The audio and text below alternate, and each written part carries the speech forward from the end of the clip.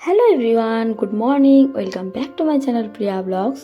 তো গাইস, আজকে ভাবলাম তোমাদের সাথে একটা রেসিপি শেয়ার করি। তো দেখো, এখানে আমি এখন সকালবেলার টাইমে মিষ্টি কুমড়োর ডোকা আর আলু আর কাঁঠালের বীজ কাটছিলাম। তো আজকে তোমাদেরকে মিষ্টি কুমড়োর ডোকা, আলু, কাঁঠালের বীজ দিয়ে সর্ষে পোস্ত করা দেখাবো।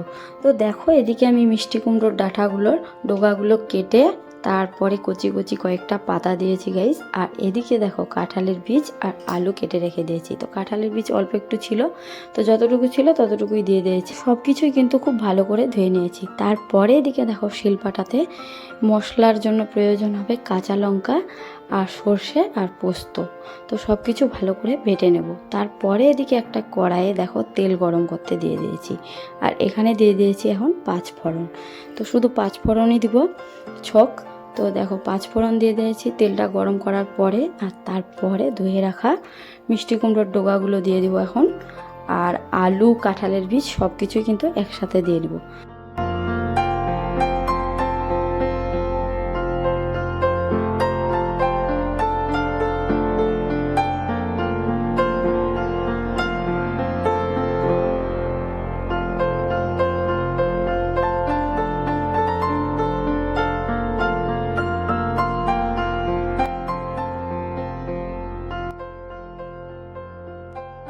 সব কিছু দিয়ে নেওয়ার পরে গাইস, তারপরে দিলাম এখানে লবণ পরিমাণ মতো আর হলুদ।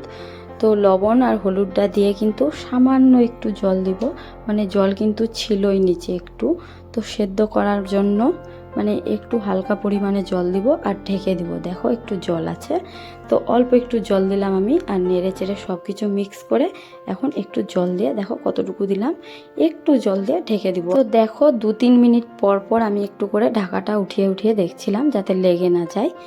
তো অল্প পরিমাণে লবণ দিতে হবে প্রথমে, মানে ডাঁটাগুলো কিন্তু খুব কচি ছিল, দেখতেই পাচ্ছ। তো তার জন্য অল্প একটু লবণ দিয়েছি। আর লবণটা কিন্তু অল্প করেই দেওয়া উচিত, তার কারণ হচ্ছে পরে একটু হয়ে যায়। তো লবণটা আইডিয়া করে দিতে হবে প্রথমে। তো গাইস, আমি এখন দেখো 2-1 বার ঢাকাটা উঠিয়ে উঠিয়ে দেখলাম, একটু ঢেকে রেখেছিলাম যাতে ভালো করে সেদ্ধ হয়ে যায়। তারপরে এখন সব কিছু ভাজার পালা। তো দেখো, এদিকে আমি এখন ভাজা স্টার্ট করে দিয়েছি। তো এগুলো কিন্তু ভালো করে ভাজতে হবে, আলুটাও, কাঁঠালের বীজটাও আর ডাঁটাগুলো। তো একসাথে খুব ভালো করে এখন আমি ভেজে নিই আগে, তারপরেই মশলাটা অ্যাড করব।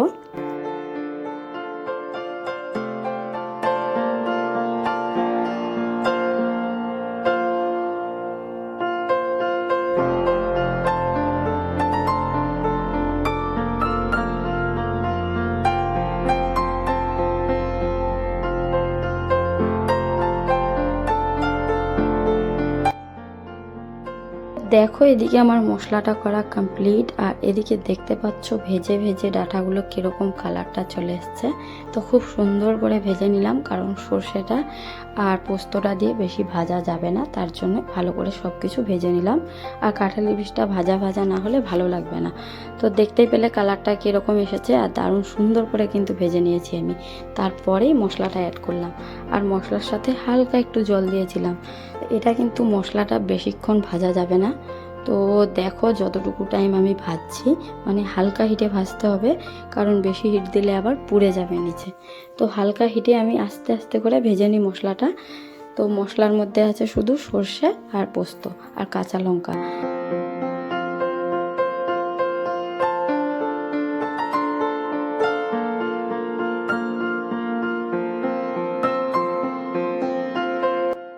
তো দেখো, এদিকে আমার এখন মশলাটা ভাজা কিন্তু কমপ্লিট হয়ে গিয়েছে গাইস, বেশিক্ষণ ভাজা যাবে না। তো তারপরে আমি এখানে অ্যাড করলাম চিনি, কারণ চিনি দিলে কিন্তু তরকারিটার টেস্ট ভালো আসে।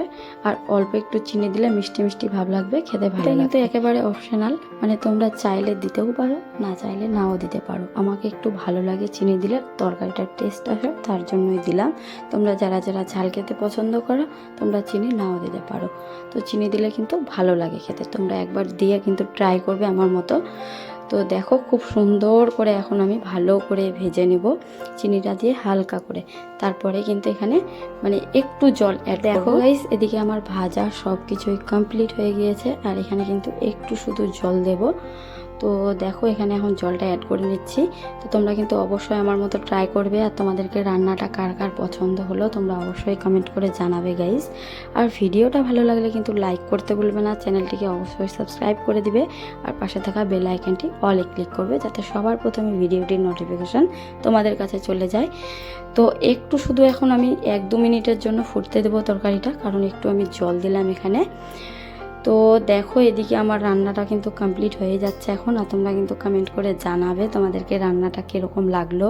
আর ভালো লাগলে কিন্তু তোমরা অবশ্যই ট্রাই করে দেখবে বাড়িতে, আমাকে কমেন্ট করে জানাবে কীরকম হয়েছে রান্নাটা তোমাদের। তো দেখো কালারটা কত সুন্দর লাগছে দেখতে, আর ডাঁটাগুলো কিন্তু খুব কচি কচি ছিল মিষ্টি কুমড়ো, তো তার জন্য কিন্তু একদম দেখতে পাচ্ছ খুবই একদম সেদ্ধ হয়ে গিয়েছে।